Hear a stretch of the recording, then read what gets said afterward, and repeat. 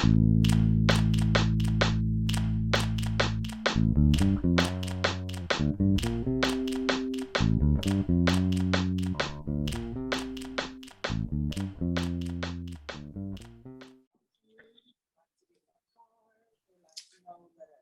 guys, welcome back to CHICAT's Litterbox. Today I got yet another very special guest, longtime friend of mine, brilliant artist, Pragmatic. He's also a part of TG3 and Trilogy Entertainment, ENT. So Prag, tell us a little bit about yourself and let the listeners in on what you known for and what you do. CHICAT, thank you for having me. It's an honor. It's a great opportunity to be here in fellowship with you, even if it's digital, it's virtual. Oh, yes. It's just a great time to be in community. So, yeah, my name is Pragmatic. Some folks know me as VA for Victor Allen. Pragmatic is some people call it rapper, some people call it lyricist. I call it word farming moniker. So word farming, I believe words are seeds to manifest into things greater than we can imagine.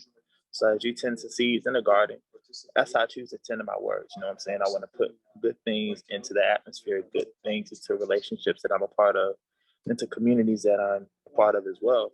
And I want those to grow and mature into things that are going to nourish people, encourage people, and enrich lives, not just my own, but those around me for years and years to come. So yeah, my other moniker when it comes to producing, audio engineering, sound design, is Cine Hero. That's SENAHERO.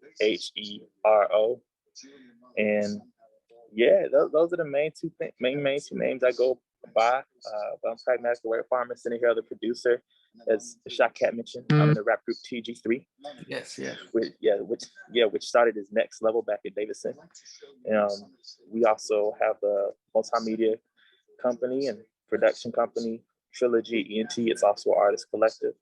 I'm also a member of Calm and Concise. It's a music duo based out of Charlotte, North Carolina, with my homie Brian Montoya. Shout out to Brian. Shout out to Brian for real. He's Colombian, and shout out to Colombia for making history with Pacto Histórico. Just elected some new legislation. So hopefully there'll be better representation for a lot of the demographic groups in Colombia. And what else? Help start the New Crew in Atlanta, Georgia. And the New Crew is an acronym. NEW stands for North, East, and West, because the members are from the north side, the east side, and the west side of Atlanta. And it's like a hip hop group. We meet up. We try to meet up once, twice, or a couple times a year. What else I got going on? I mentioned I'm a word farmer, but I'm an actual farmer. I've been in agriculture for 10 years at this point. So since high school, doing urban agriculture, ended up helping some farmers on Sapelo Island, which is in South Georgia, get some things established with one of my really, really good friends, Jennifer Thompson. We tag teamed that and made that happen. Shout out to Jennifer, the OG for real. Came back to Atlanta, help NH Scott Community Center start their first garden over there. And then now I'm a farmer and working with my best friend, Jayla Madden, on our farm. We're hemp farmers in the state of North Carolina. Shout out to Jayla. Shout out to Jayla, you know what I'm saying? Bringing equity, education, and environmental stewardship to the cannabis space. And yeah, just taking it step by step to see where God leads us. So thanks for having me on here. Oh yeah, for sure. Of course. So let's take a quick step back because we want to really get to know about you. Oh yeah. He said dig deep. So when it comes to your, I call it artistic journey. I know some people may call it something else, and even a life journey, because that's something, just being involved in different things, that is what make us where can you remember, whether it's in your childhood, adolescent years, where you first were introduced to being able to be involved in a lot of different things, not just artistically, but kind of blended it in with like your everyday living. And I'm kind of taking from that because you said, you're a farmer. And like a lot of those, I'm assuming that's like coming from family background as well, right? So interestingly enough, not a lot of my family has been in agriculture. If I Mm. recall correctly, so I knew my great grandmother, Mhm. granny down in Sandersville and whatnot. To my knowledge, I don't think her mother was enslaved, but her grandmother was, Okay. if I remember the family history correct. So there's like a lineage of my family being in agriculture, not necessarily by choice, but Right. that was something that was passed down. So we would go down to Sandersville and there will be food like being grown, like go getting food from out the field and whatnot. And so even one of my grandmother's sisters, when she would come down to Atlanta, she would bring fruits and vegetables that she grew from on a farm up in New York, or that Mm. she would bring stuff up from Sandersville when they would pass through. Like they'll go fishing and catch fresh fish, bring us fresh fish. So this aspect of being nourished by the land, that was something that I did grow up with a sense of awareness about. Mm. When it came to having a culmination of all these things, like I didn't think I even got to take a step back. I remember the first time like I kind of like really drew something, or like I drew something and like my folks is like, wow, that's interesting. You know what I'm saying? Like it was like a mama whale with like a baby whale inside the stomach. You know Oh what I'm saying? wow. The ocean. And then my mom was like, wow. And then I remember another one I did was like a mama elephant with a baby elephant holding his tail. And it wasn't like your professional, like elephant, like all No, the no. depths to see the crevices, but just to have the attention and detail and to Yeah. depict that. Uh, they saw that, and my mom and dad went to 2 different places.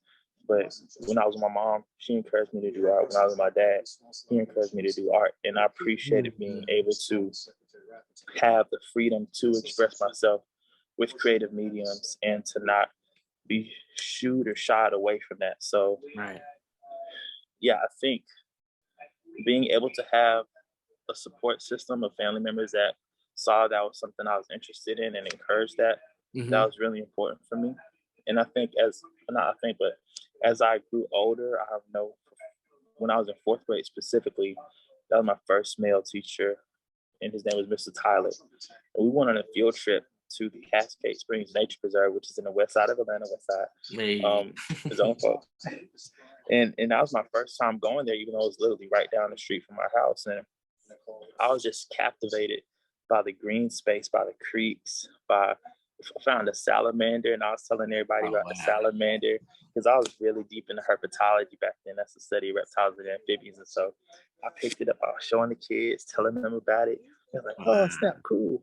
But like from then on, I was hooked. And so I would connect with Mr. Tyler, and we would go biking through all the trails, not just in that park, but in other green spaces around the city in West Atlanta specifically.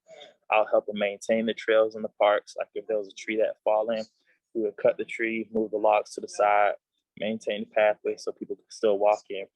This isn't something that we're getting paid to do. This is just because like we're just Hmm. outdoors, just wanting to make sure that the space can be as accessible as possible for the community members. Yeah. And I just fell in love with that aspect of conservation, Mm. especially because I'm like, wow, like Atlanta's growing. It's a hustling, bustling city, but you have these hidden gems that are within the city limits, and it's just a matter of being a good steward over them. So Yeah. Yeah.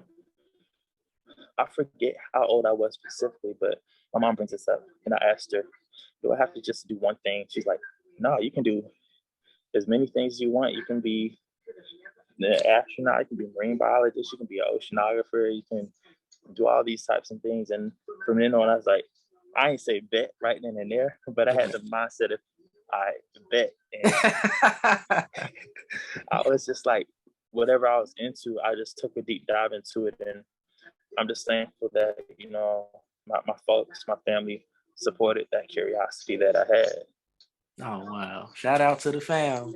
Shout out Invest to the in fam. our arts and invest in our, you know, ambitions. That's what's up. Wow. See, I never knew that. A little podcast. We gonna dig deep. But yeah, that's what's up, man. I never knew that about you. That's dope. So like going from having that experience, I know you said you couldn't remember exactly the age when, but like what was, and don't call me corny on this, but what was the next level? I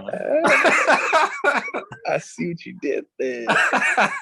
What was the next level of being able to, as you were like molding yourself and being molded by these experiences? What were some of the steps? Like, what was some of the stuff, I guess, during like your high school years that you were a part of? Mm. Well, even before high school, I remember it was still in elementary school or middle school, sometime in between there. And my mom asked me, had she ever taken me to an art gallery? And I was like, no. And like, I remember it was like 1 week before school started, and we just went to as many art galleries as we could. And I think that weekend I made like somewhere between like 15 and 20 paintings. Like I just took whatever I could and I was just painting. Like when like I was like locked in on like some type of spiritual journey or something. I was just painting. I did a whole bunch of different things like acrylics, watercolors, oils. Mm-hmm. And again, granted, they weren't like the highest, I guess, quality or like visual, like to be visually perceived or whatnot. But it was where things clicked, and I'm like, the more I pour into my art, the more it will be able to open doors for me.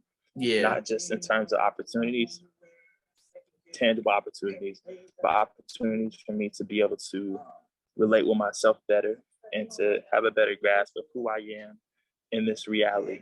So went to art galleries, did a bunch of paintings. I went through an oil pastel phase, and nice. I know there are quite a few folks who have some oil pastel paintings that they bought from me, and I did that as a little side hustle when I was like maybe 11 to 12.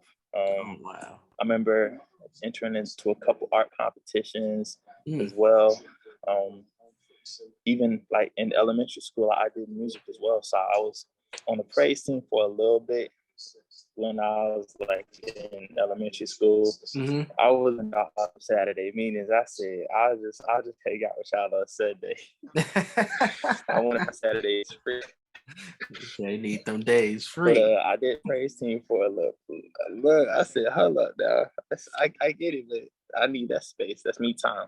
Mm-hmm. But I did that. I was in orchestra in elementary school and in middle school. I played violin growing up. I played the drum. I was on the church drum line for a little bit as well. Nice. And I was just really just tapping into all these different things I could get my hands on and had interest in. And my brother was in marching band. He's 8 years older than me. So he was in high school. I was like going up after school with him. Like my mom was a band parent. She would help out. And I'm just watching all the kids practice. And I'm walking in between them while they marching through the field and the parking lot. And I'm like one of the little kids just running around. But I just love being around all this creativity. And I didn't recognize it at that moment, but it was kind of just pouring into me and just enhancing who I was. And I kind of had a life around creativity and music, even though I wasn't necessarily focused on it all the time. It was always around me. And as we get into high school, and even like, as we get into high school, that's when I really got more serious with just like writing and poetry. Like even when I was like younger, like before I was a teenager, I wrote some short stories, and I had a phase where I had comics. I had a notebook, a folder of comics like this thick. Oh wow! And we moved once, like we moved a bit when I was little. We moved, and I couldn't find that folder again, and I was just. Oh. That took the life out of me. I never want to make a comic again. From that one. Oh. Yeah, I didn't want to make a comic again. I didn't make another comic until I was in high school, and so that was like at least 6 or 7 years, like where I just didn't make any comics. But I got back into it, so I still have a few comics that I've scanned and they're archived digitally. But was in the poetry club in high school. Was doing a lot of artistic stuff in high school as well. That's when I first got into photography. Nice. Or at least I first invested in a camera for myself, because it was in middle school where I met one of my best friends from elementary school, and I was walking from my school. He was skateboarding to it, and I was like, "Yo, I ain't seen him in years." And so from there, I was like, "Hey, I want to I'm not a great skater. I don't know how to skate, but I got a camera. I love to just follow y'all around and just take photos, take videos." And so I kind of got into photography and videography around like that eighth grade year. And then around 10th grade, that's when I really like saved up. It took me a while to save up, but I got my first camera. And so from then I was like unofficial photographer for events around the high school, and just using a bunch of different creative mediums. I went to a couple of summer camps and was able to meet other writers and poets and lyricists, and was performing. And this was kind of low key because everybody had their own perception of who I was. It's like straight A or almost straight A student. Right. I wasn't really doing all this stuff, or not a rapper or any type of lyricist or any type of performative arts or whatnot. I just kept it low key, but I was doing all these other things, like kind of like that, man. You know what I'm saying? Wow. Everybody see me in one light, but I can hop in the Batmobile and go off on a whole another adventure. And nobody even knows. Right. So, yeah. So that's kind of like a Renaissance man in your own right. You know what I'm saying? Yeah. Yeah. Yeah. See, that's crazy. I never even knew. I mean, I'll say this, like, because I got like sometimes my brother, he might ask about you, you know, because he support what y'all do as far as Trilogy and what y'all do. Appreciate it. And you know, my friends that, you know, they see me frequently liking stuff, or I might share something, they ask, and you know, every time it's like I never knew as far as like your origin story in a sense. But I always would say, like, you know, Victor Allen, he always, you know, he know his stuff, you know, he not just doing one thing, you know, he got it experience in a little bit of everything. And you could just tell from the way that, you know, his products, his, you know, his art, everything that he does, and the way that he invests his time into, you know, learning how to do these things. And that just comes from me, you know, observing and talking with you, you know. So not even knowing exactly what, you know, you just told me. That's pretty dope. That's pretty dope. I just you know, I heard, oh, I forgot what the saying was, but it had something to do with being a Renaissance man. But you be on top of your stuff, man. That's a big shout out to Pragmatic, Hero, all the aliases, because it's, you know, that just goes to show you how, you know, vast being creative can take you. And that's just amazing, bro. I certainly appreciate it, and yeah, and it's interesting to think about even where I am now. And sometimes I have, I wouldn't call it a pride, but I'd say it's it's a confidence in maturity and experience that I've gained throughout the years, and just doing all that I can to take in so many different forms of expression and art forms. And like I said, I wouldn't call it pride, because for me, I know my ultimate source is my God above. So I'm just thankful that I have the opportunity to live this life, to be as expressionate as I can be, to allow others to learn from my journey and to be better from my journey. And I appreciate you acknowledging, you know, that I've been seasoned, you know what I'm saying? Oh yeah, in my arts.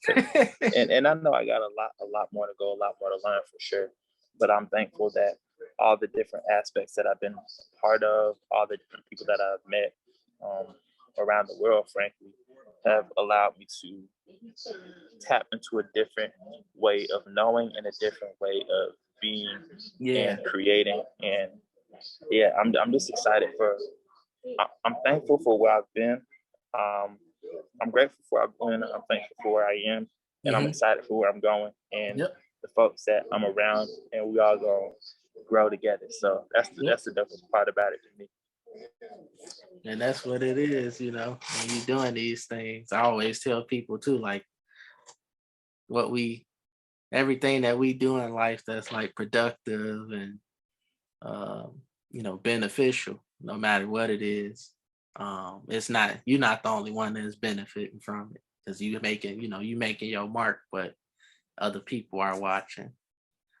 In a good light, you know, you influencing other people and you don't know what positive impact you having on others. And you know, that's something that uh I wouldn't say people take it for granted, but it's very easy to, you know, forget that that's what's happening. And it's cool to see people that, you know, are very cognizant of it, you know, of that process happening. And it's just pretty dope. Like watching, you know, your involvement, you know, not just with TG3, but also like calm and concise. You know, so talk about that union and when did you guys get together? Because when I came across you guys, I think it was around 2021. And I'm like, oh snap, you know, because I was familiar. No, I was familiar with, you know, your first two aliases, you know, I was familiar with Prag and I was familiar with Sinairo, but I was like, oh shit, I didn't know he was in another group. So, you know, that's when then I got being introduced to Brian. I'm like, oh damn, you know. I'm like, Brian got some vocals on him. Oh shit, you know, just going nuts because you know, that's what I would do in my spare time around that time. I'm sitting on my phone, scrolling through Apple Music, Instagram, whatever. And I'm like, oh snap, you know. So tell us a little bit about that journey and how that started. Absolutely. So this is actually Brian and we connected in 2016. So TG3 Next Level was Next Level then, but we started in 2015, you know, first coming to campus. 2016, it was like that fall of sophomore year. And I was really excited about collaborating with the guys that I knew and what was familiar with me. I was also really excited about expanding that horizon and doing more collaboration with folks from all around and folks who may not necessarily get a particular shine or an avenue for creative capacities. And so Brian actually worked in the Union Cafe. Wow. And I remember, I went up to, I want to say Amy as a name. She worked at Union Cafe. And I was like, are there any like folks who practice or do music in here?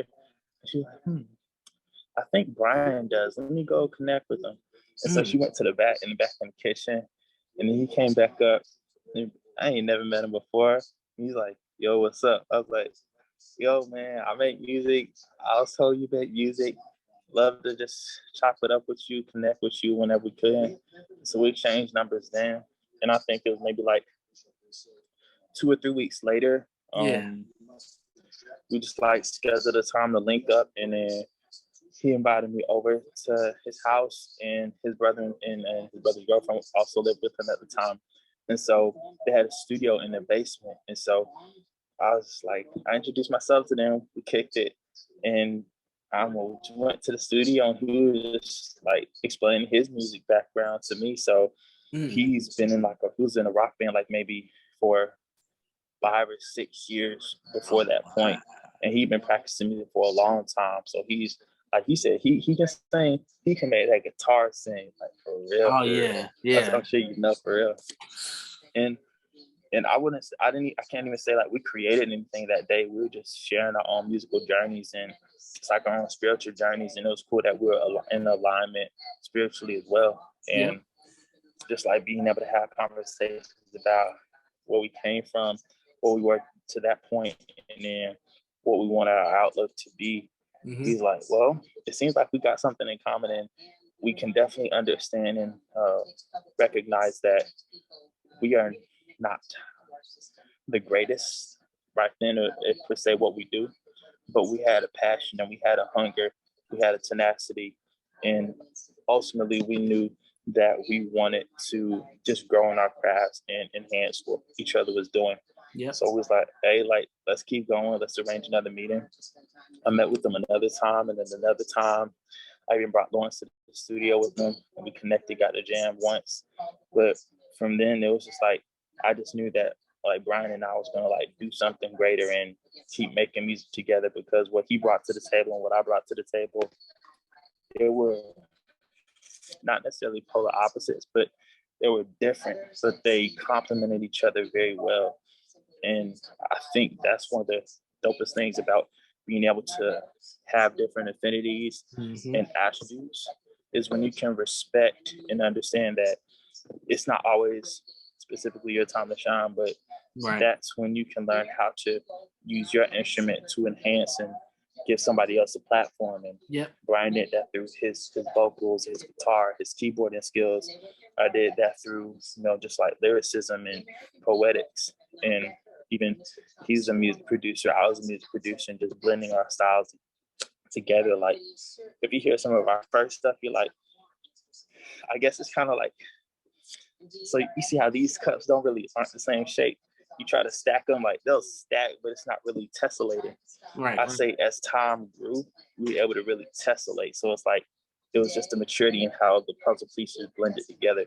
And yeah, so that's where that was. I think it was in 2018. Yeah, 2018 or 19, we did our first show performance. Like, we would just have studio sessions. I'll go hang out, spend a night or whatnot. We'll lock in for either a couple hours or a couple days.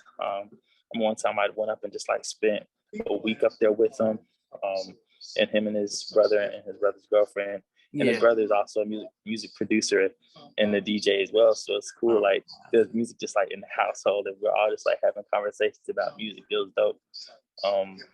But yeah, we ended up doing some performances, getting some merchandise made, and just really seeing how far we could go with it all. So yeah, and we still rocking together today. I'm actually going to be going up there this upcoming Sunday.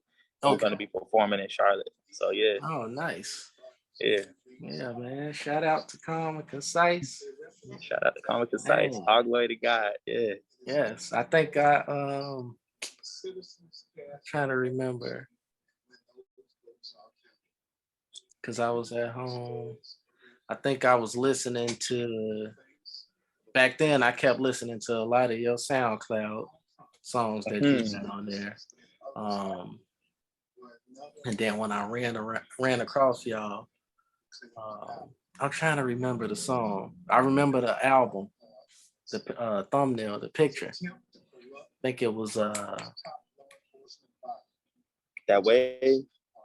Not that one. Is it Perfect World? Perfect World. Yeah. That's what it was. When I was listening to that joint, I'm like, oh snap, because I think at that time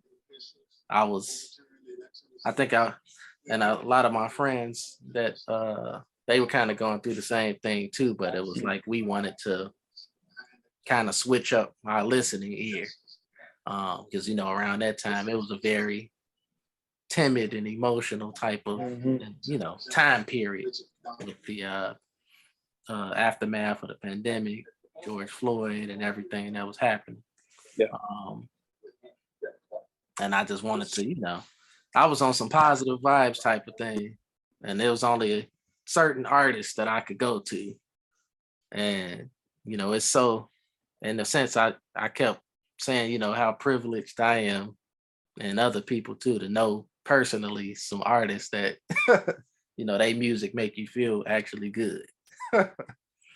So that's when I ran across y'all and started listening. I'm like, oh yeah, this is what I need to be blasting on my speaker while I'm in here thinking and chilling, and y'all tell y'all. And then, like I said, I know Brian be going crazy on the vocals and the guitar. So, when he get on there, I'll be like, oh man. I'll be going crazy, man. I don't know. We could talk about that's going into conversation about vibes and that type of the energy you can get from music, but I don't want it to be all about me and getting emotional and stuff. But oh, but that's totally cool. And I just thank you for just like just putting it back into in the perspective and just understanding like it's definitely a privilege to one be able to create and to make music, but also be able to be in community with other musicians and artists who can pour into your life in a way that they may not even envision or imagine. Like for me, I know this way music and just art and creativity, it's a way of life. I do it because I need to. I seriously need to. If we didn't make Next Level, as David said, I can't promise you I would have stayed at Davis. Hey, no, I understand. Like definitely understand. If I didn't find a way to like express myself and get out all the internal conversations, conflict, and tumult that happen, you know what I'm saying? Like, I'm not sure if I'd be the same person. So, like, essentially, I create because I need to. And to me, it's even a bonus, and it's just like a beautiful thing, a blessing to find out that others who I'm in community with or may not even know, never even met, can just gain something from something that I create. That means a lot. That's a super bonus for real. You mentioned you said something about just like the aspect of just like positivity and just like what you're feeding yourself in. Like that's literally what we recognized that we needed to do with our music, because we had like lifestyles that weren't necessarily conducive to longevity or building like great relationships, but we wanted to make a pivot in who we were and what we were doing and use it as an opportunity to fortify people. And this is, I've been mentioning it goes back to what my definition for word farming is. And I even mentioned it in a line in one of my songs on the EP Faith Walk. Okay. I think the song is Qualified. And the line goes, your flourishing depends on nourishment. Well, I think I spend so much of my time with encouragement. I really just want to be able to feed people what is going to be able to get them through those hard times. Because it's, to me, it's kind of easy to get through good times because you're not worried about what's going left, what's going right, what's going bad, because you're just kind of cruising in a sense. But like, it's those defining moments when you hit those like the deers, those low points of how you are feeding yourself and exercising your mind, your body, and your spirit to keep going on the path that you know you should be going on, because it's so easy to try to numb yourself to the situation around you. That's something I experienced growing up. Like in high school, I didn't really use outlets I did use outlets that I had, but I wouldn't say they were constructive. They were just to get by. I know what you mean. But I dealt with a lot in high school, and being able to make sense of it now. I listen back to some of my music that I made back then. I'm like, man, I was going through a lot. Like I couldn't even I just didn't have those conversations. I felt like I had the space to have those conversations with folks, but it was something that I could use to get through. But now that I have the maturity and the hindsight to recognize what I was going through, it allows me to surround myself with the right things and do my due diligence when it comes to just being prepared for when those low points hit again, and just try to give a roadmap to other folks, give some golden nuggets to other folks so they can get through it as well. Oh yeah, I appreciate you for taking that consideration with your craft, and also sharing that period in time where that was something. A lot of people can relate to that, when they trying to find ways to not just express themselves for that purpose of expressing themselves, but also just trying to find ways to channel those things that they might be going through, in a way that can benefit them. Or I know for me, like when it came to I guess the things different challenges and stuff that I had been through, it was always like many other people looking for a song that matched that energy. So if I was angry, I'm looking for something angry. You know, if I was upset, so you know, and being here in Chicago, you know, they had that. You know, we had drill music. Yeah. I, you know, even though I know I'm not of that lifestyle, it felt good listening to the stuff just because. Yeah.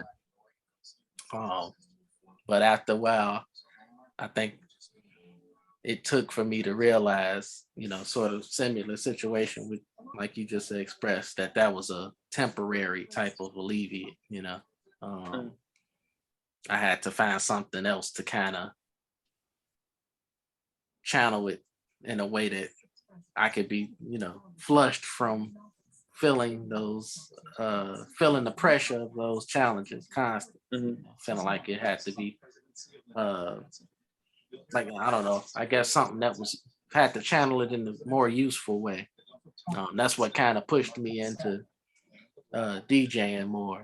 And I know I told y'all like that I'm known as like a extraordinaire of music in general, but it's more so I don't know if that even is the right term, but it's just like I'm very appreciative of just analyzing music, not just for content, but just, you know, looking at it from all different aspects. Just because it is, you know, it's sort of like the beat of life, you know, those things. Music has a very huge impact on everybody. I think that's the one thing that music can be like a universal language in a sense. And that's even though everybody going through different things, it can be used just like any form of art. Music is just one of those things that can become, you know, that universal language where I'm looking for other people that's, you know, that I can relate to in a sense. But yeah, it's just, you know, very cool to see, you know, others being able to go through that process too. Is just from like knowing how having conversations with a lot of other people too. They a lot of people struggle with that, you know. I don't even know how to describe it for them. It's just like a sense of, sometimes they would express that they're feeling lonely, you know, but I don't know where that loneliness is coming, even though they surrounded by different things in their life. I don't know where that, even if it is something like loneliness, maybe it's something like some type of fulfillment, you know, some void that they need filled. And one of the aspects is music. One of the things that help it is music. I don't, you know, I just really, I have a great appreciation for people who do those things and are involved in many different things that benefit the world. You know, it's just, like I said, I be trying not to get too emotional about it, but it's just, you know, in a sense, it's something I have to show great appreciation for. I appreciate it. And I mean, keep it a buck with you. Like, it's totally fine to be emotional about it because it's an emotional thing. Like, yeah. And when we think about the essence of our emotions and how we're taught to express them or not express them, when it comes to being joyful or overwhelmed with happiness or exuberance about something that's positive, like you don't hear about that too often. So that's cool that you can feel that. And I just thank you for being able to tap into that and be vulnerable and just accept that, you know, like, hey, like this makes you feel good in that sense. And that's a good thing. It lets me know that, you know, my intentions aren't just throwing at the dartboard blindly. You know, I have a focus. I'm doing my best to pursue that and be focused. Yeah, I'll just go with that and be focused in how I create and intentional on how I create, and it's coming out and it's well received. So I'm glad to hear that. And I want to even go back to when you brought up the idea of music, you know, as a sense of a of a language, and how it can be used as cultural currency, or be a vehicle for passing down traditional knowledge and just advice and words of wisdom. And like I said, I recognize that my journey. It's my journey for sure, but it's bigger than me, because I'm walking a life, but I'm not walking a life siloed from the world, or siloed from other folks. Like, I meet people every single day. I'm in conversation with folks every single day, and I think about my younger siblings. I think about my little cousins and nephews, nieces, and I want to be able to give them a roadmap to be able to navigate some of what they're going to deal with in this world, because I don't know what all they're going to deal with, and things are escalating to a point where you almost can't imagine what the trajectory is going to be like, of what the next generation or the upcoming generation is going to face, or what we're going to face as grown-ups nowadays. But I just want to be able to fortify them in some way. And even when it comes to how you mentioned it being like a universal method of communication, this idea of language. Like, when I've gone across to study abroad, like I went to New Zealand, and this is a funny story I love telling, because we had our orientation was supposed to be like on Wednesday, but they had all right, so international student orientation was supposed to be on Wednesday. First year students or new students orientation was Monday, and they had a mature students orientation on Tuesday. And I was like, I don't know what a mature student is, but I feel like I'm mature. I'm gonna go. So I went to the mature students orientation. I get there, and I recognize that's more so referring to folks who've been out of school for a while. So they're like grown folks who either had kids and had to step out of school, or they had to work on their careers, come back to school, or folks who have taken like a break in between or whatnot. And that's what that was. And I'm sitting there in orientation. I'm like, it's good knowledge, it's good information, but I guess this wasn't like really tailored for me. But I'm sitting, like, we had a break, and I'm sitting there with my headphones on, just vibing, and I'm looking around at the folks, and then like I catch eyes with this one other like young black dude, and he's like the other only like he looks African American, like facial features like very similar to like typical African American features, like, and there's no typical African American features, but being in New Zealand, where most indigenous folks are Maori or other Pacific Island heritage, there was a structural distinction, and he had on headphones too. And then we like saw each other. He walked over, and I took my headphones, like, "What's up?" He said, "What's up?" We did the dap. You know what I'm saying? And I was like, "Yo, what you listening to?" He said, "I'm listening to some hip hop." I think it was like I think he said like Method Man or something like that. And I was like, "Oh, word, okay, cool." And then we ended up chopping it up, and turns out his mom was from New Zealand. His dad was from, I think, Pittsburgh, Pennsylvania, or something like that, or Detroit, or one of those two. Yeah, I remember them mentioning Pennsylvania, and I also remember him saying Detroit. But yeah, like, and he was a hip hop artist there, and so we ended up just like connecting from there. And during my study abroad season in New Zealand, like that was kind of like my second home. Like, I'd take a train up on the weekend to just go crash with them, or even for our mid-trimester break, we had like a week free, and I just went and spent 4 days, 5 days up the coast, just like rapping and fishing and just chilling. It was fantastic. And I was in a music production class there too, and just the folks that were there came from different backgrounds, and I got to collaborate with folks that I met in my music class, and got to have a jam session at a whole nother school. He like, one of the dudes there, Isaiah, he had a friend who went to Massey University, and so he walked down into Wellington, and we got into the studio, and we just had like a good 2-hour, 3-hour jam session, just freestyling. They were playing keys, we had the microphones. It was phenomenal. And even when I got to go to Madagascar after graduating, like I spent 30 days there by myself, and it was interesting because, like I said, I was by myself, and no guide, no itinerary. like I knew where I was going in the sense like I had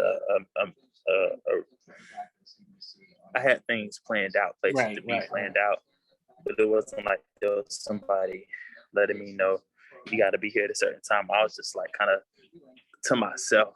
So all I brought my laptop and I was making music, recording verses on my phone, just Bluetoothing the void verses I recorded on my phone to my laptop and mixing and making music literally in the hotel room where the power would go out 4 or 5 times a day, just trying to make a song just to get through. And I ended up meeting a whole nother like rapper and hip hop artist and a couple other just musicians while I was there, and we got to build those bonds. And I'm like, I've gone to a few countries around the world and have been able to make a connection through music with music and find a place that seemed like home and be well received. And again, because it's positive and it's uplifting and enriching, you know, I can enter spaces without a sense of like preconceived hostility, especially because as an American, you hear so much about just the violence, and as a Black American, how media can portray us, Black male American, how media can portray us. And I was just glad that I was able to enter these spaces and just kind of be welcomed. And it's just beautiful. I may have gone off on a tangent, but hey. I know that's perfectly fine. That's what we're here for. Hey, yeah. That's awesome. Just being able to have that experience, you know, that's something that, and to be able to share it with the world, you know, as far as telling, you know, the story, and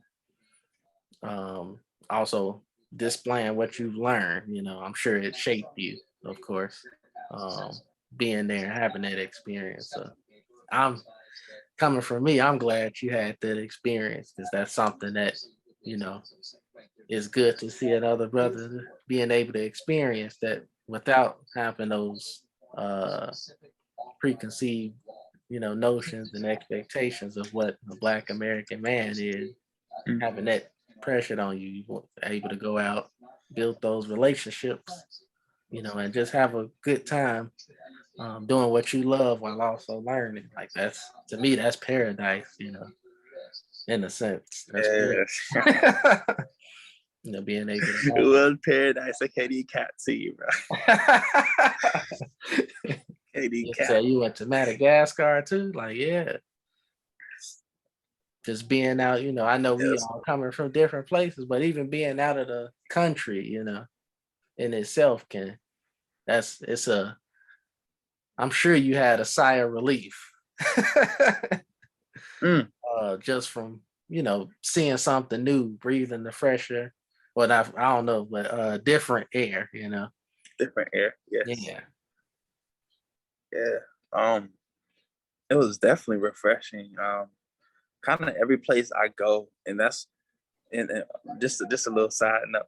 One thing I love about being an entrepreneur is that you can make like whatever title you want for myself. So my business card, it says global multimedia producer. And I believe that, you know, just being able to experience more world cultures, even if you don't travel there, but learning about it, making yourself more aware, just allows us to be more compassionate and understanding of these different walks of life we'll come across as we walk our own life. And that's just, in a sense, just being able to have that humility and to have that compassion as we meet other folks and embrace them, even if the air they breathe or come from is a little bit different. It doesn't mean it's wrong. And just to take some time to really understand and just be present and be appreciative, because in a sense, just the gift of life is the greatest gift in itself. And we can take some time to learn how somebody else lives their life or what they got to go through in their life. It can just enhance how you live your life, and you may be able to add value to their life, and they may be able to add value to your life. So that's a huge part of living, being able to, you know, in a sense, fellowship with others across the planet. That's, you know, that's one huge component of living. So to talk about, these things and go and with you going into the VA that we know now, what are some of the goals that you completed, and while also what are some of the goals that you have in mind, if you don't mind sharing them? For sure, for sure. That's a great question. I don't get to think about often, honestly, as far as what are the goals that I've completed. Because for me, I usually think about it as I just gotta keep going. I just gotta keep going. Get to the next day. Get to the next week. Get to the next step. Mm-hmm. And sometimes I add steps, and it wasn't even really unnecessary a direct step. I just feel like I gotta get it done just to be able to have it done and just to say I did something. I was gonna ask too, like if it's, do you even consider them goals? Because there's been like a silent debate about us looking at things that we set for ourselves as goals. Even they say like looking at them as goals is there's a potential of not completing them or failing. So do you even consider those things to be goals as far as like what you aim to do? I believe I certainly have aspirations and things that I want to accomplish. Mm-hmm. I would say I look at it more so. Well, let me put this on Do Not Disturb. Oh, yeah. I look at it more so as gaining XP along the way, if you will. You know what I'm saying? Like I'm in an RPG. You know, I like video games. Yeah, so. Yeah. You know what I'm saying? Like I may not even know when the next level up is going to be, or what the next level up looks like, or what the next power up is. My mindset is that as long as I keep going, I'm going to continuously gain XP. Mm-hmm. And as long as I seek to use each day to be better than I was the day before, then I'm on the right track. Yep. In terms of goals, well, I remember when I said I wanted to be an entrepreneur. Back in high school, I worked my first internship during the summer. It was in 10th grade. And I was like, this isn't for me. And I can respect that for a lot of people. Yeah. It's not everybody's place to be an entrepreneur. It's not everybody's place to run a business or to own like their own thing. Like it takes a team to keep something else afloat. And I have the utmost respect for those who are comfortable being in that position. Mm-hmm. For me, it wasn't going to be fulfilling to my spirit to just say, all right, I'll just find a place where I can be comfortable at and just get these check boxes done. I knew I had a vision that was greater than what I could even envision right there. And I just had to go for it. So I wanted to be an entrepreneur. Fast forward, I own Trilogy, Weeks Enterprise, Comic Concise, 4424, 4 businesses now. And, you know, it's a journey, and I'm going to keep it a buck with you. It's a grind, it's a hustle, it's a struggle at times, but I feel alive every single day. I feel I get challenged every single day, but I feel great every single day knowing that I'm doing what is set in my heart and what I'm passionate about doing. Mm-hmm. So entrepreneur, that's cool. Been able to travel. And it's just not thanks to my own accomplishments and merits. Like shout out to my family that seeks to again invest in the things that I'm passionate about doing, and they understand that, you know, as I enhance myself, I really truly seek to enhance the communities that I'm a part of. So I'm immensely thankful for them for supporting me in these different aspects. Yeah, I wouldn't even say I have concrete goals. It's just like, all right, what's the next step to level up? And that those can change day by day, week by week, month by month, year by year. So yeah. I mean, I don't even keep track of it to keep it a buck with you. Yeah, I know what you mean. Yeah. But as far as what is on the horizon and some new aspirations or upcoming aspirations, right. I do look forward to being in a financially stable situation to where the work that I'm doing, so I consider myself retired already. I believe retirement is a mindset, you know what I'm saying? Like, Yeah. I think I'm already retired. I'm in phase 1. I'm retired doing everything I love to do. Phase 2 of retirement is doing everything I love to do, but it can pay for everything else. You know what I'm saying? So I'm still in phase 1, but I look forward to hitting phase 2 and to where the resources that I'm able to acquire and accrue are able to provide a foundation for others to enhance what they want to do. So I look forward to being able to, like, I can definitely get my time and my knowledge back to my community and to others who are alongside the journey with me and who come to ask for information or whatnot. Yep. I also want to be able to provide some tangible resources that can make a difference in their lives as well.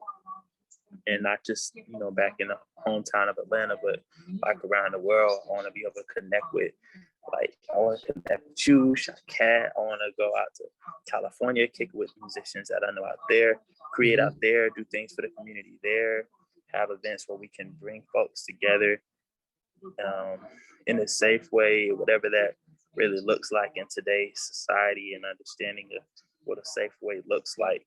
Yeah. Just to create ideas and really comprehend that the biggest limitation are the ones that you put in yourself.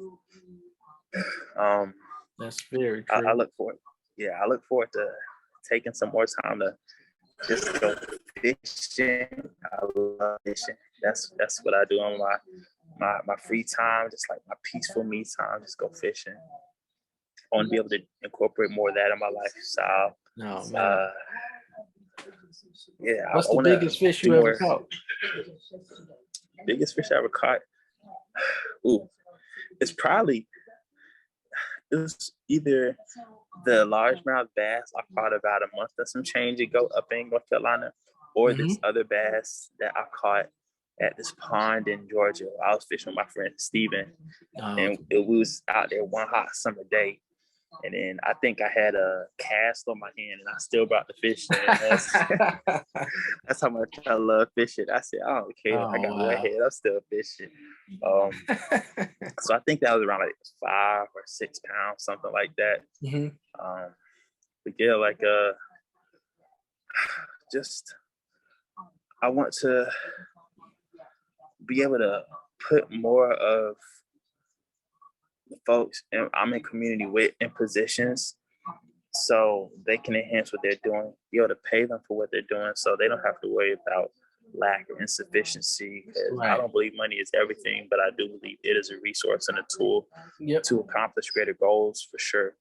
And I want to be able to have my money right so I can make sure my people's money is right, and that their heart and their mind and their spirits in the right place, so we can make a positive, long-lasting change in all the different areas that we're a part of. So phase 2 of retirement, that's what I'm looking forward to. Oh, yeah. That don't sound like a bad plan to me. That sounds hey. You're talking about nourishment. That's some real good nourishment right there. Hey, fresh fish ain't nothing like it. Oh, man. But yeah, it's always good to even have that type of thinking because, I don't know if it's something that everybody has, but I think it's really good to have, if you don't have a distinct goal that you got set in mind or a distinct pathway, it's good to, enjoy the process. It's good to enjoy the journey and know that, continuously moving forward, and, staying afloat too, is something that in itself, is worthy of congratulations, and is worthy of I want to say worthy of praise so bad, but that's because I've been listening to church music recently. But just worthy of that. Hallelujah. In a sense, worthy of that praise, being able to thank God for being able to do what you do and be able to have the opportunity. Shout out to Calm and Concise song Opportunity. Be able to have the opportunity. I see what you did there. To move forward and keep doing, even if you change goals. I done seen people do a complete 180 and another 360, and do something different and get right back in tune with what they initially wanted to do. It's that's the whole part about living, is just having these different experiences, living, So that's it's awesome to hear that. And what's before we wrap up with everything, because I don't want to keep you too long. I'm enjoying this. This is cool for sure. Oh yeah, for sure. What are some of the things that people should be looking forward to coming from you? Ooh, well, I was going to be putting out 4 projects this year. That's not going to happen because I want to take my time with it. You know what I'm saying? I want to make sure they're chef's kiss, because there are projects that I'm like, all right, they're a long time coming. Let me just get them all done. But nah, because I want to polish or refine. Yep. But for sure, I'll be working on and releasing a project with one of my homies out in Texas. His name is The Mechanic, or I think he changed his name actually. So his alias may not be The Mechanic anymore. But we're going to be having a project come out this year. We already have a single that's completed. We're just to get it all the things distribution wise set up. So that'll be coming out this year. My album will be coming out this year. It was going to come out last year. But I'm like, nah, it's all good. I'll just wait another year. It's going to be okay. Polish it up, get it real nice. That's going to be in December. The cover art is, I'm juggling between a few different things. I had a great photo shoot this past December. That was fantastic. So getting that together.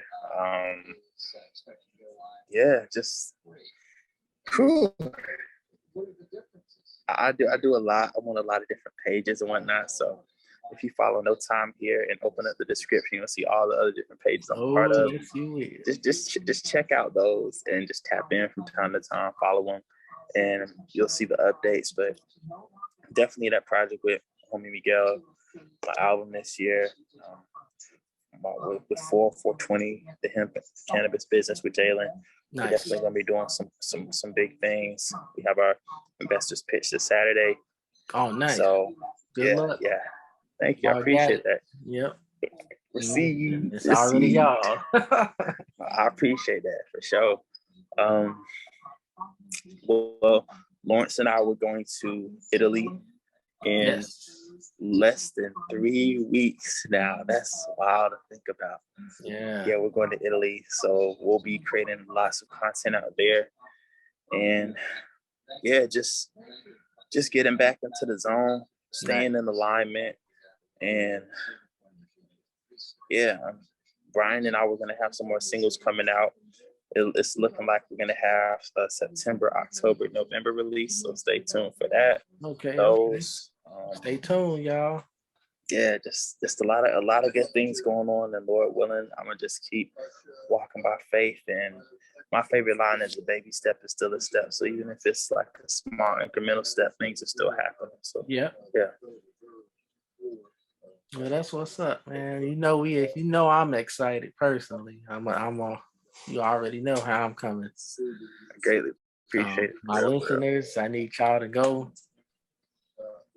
The description will be consistent of all of the info you need to go and support my brother. So just click down there and make sure y'all pay attention, turn the notification alerts on, go back and look at the old stuff and prepare for the new stuff. That's what I And another thing, I appreciate that. And another thing I want to mention is that I'm working with some other really cool people on this NFT blockchain project called The Game. And that's going to be really interesting. So they're going to have a mini game and like a full game. It's like a GTA style game, but it's really understanding how the industries that we daily support and the mass media that we daily feed into, they all play into a part of the corruption and the cycles that we face that can oppress a lot of people. So it's an interesting strategy game, but we're going to be releasing some music and some exclusive NFTs on that platform. Okay. So I definitely recommend y'all check that out. This is the game DAGAME. That's going to be exciting to see what comes from that. But yeah, it's a lot happening. So I'm just excited that things are falling on plate, and I'm trusted enough to have these things on my plate, and I'm glad I have great people around me, great people like yourself, for real, to just continue to encourage me on the journey. And teamwork made that dream work, for real. Yeah, tell the people also where they can, if they want to have a central place to find, I know everybody have like Linktree, or they got their own type of links that's probably directed to all of their stuff. Do you happen to have one of those that the people can, search up and follow? You can tell them. And I'm also put it in our description as well. For sure. I say the most central place right now is either my No Time Here Instagram page or my YouTube channel, VWeeks 181. And if you go to the About page on that one, I have all the different links, all the different things I'm a part of. Or you can go to www.trilogyent.net and then surf and then be able to find our music pages, things like that. Or you could go to www.calmandconcise.com and see what Brian and I are doing over there. And the links will take you to other different places. Or if you're interested in 4420, that's 404 and then 20 spelled out. And that's on YouTube and Instagram. You can learn about that endeavor. But I'm working on being able to have that central location. You know what I'm saying? Yeah, write it down. It's in time. It's coming in time. And make sure I'm gonna make sure I put each and every one of those he named in the description below. So make sure y'all actually using those fingers and clicking on the links, please.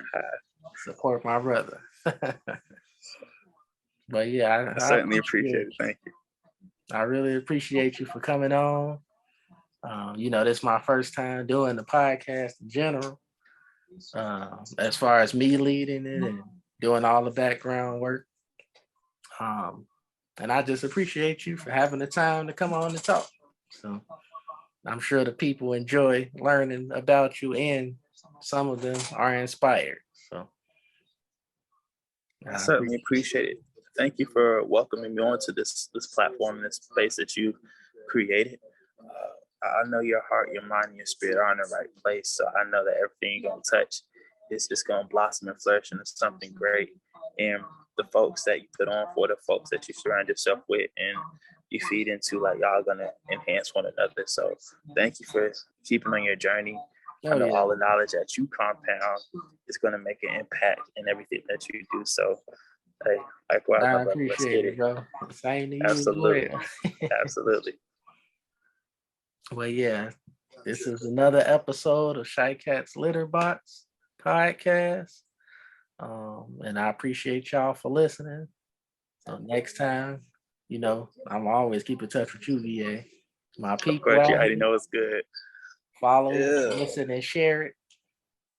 Thank you so much, bro. All right, y'all. Go forth and prosper. Peace.